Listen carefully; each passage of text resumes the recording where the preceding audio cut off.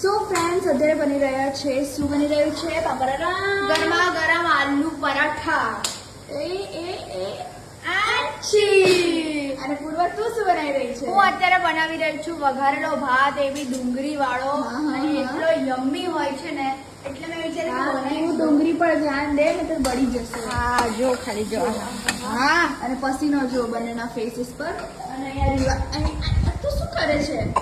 અરે ચાર દીધી. ઓહો એન્ડ ગાઈઝ અમારા ઘરમાં આલુ પરાઠા બહુ બને કારણ કે અમને બહુ જ ભાવે છે અને અલગ અલગ રીતના બને. દર વખતે સેમ રીતના ના બને, આમ અલગ અલગ ફ્લેવર્સ હોય એના અંદર. સો આ વખતે બન્યા છે સિમ્પલ બિકોઝ અમારા ઘરે બંને ફઈ આવ્યા છે મમ્મીના, તો અમે કોઈ એક્સપેરિમેન્ટ નહીં કરતા. તો નીચે કમેન્ટમાં અમને જણાવો તમે કે તમને આલુ પરાઠા ગમે છે કે નહીં.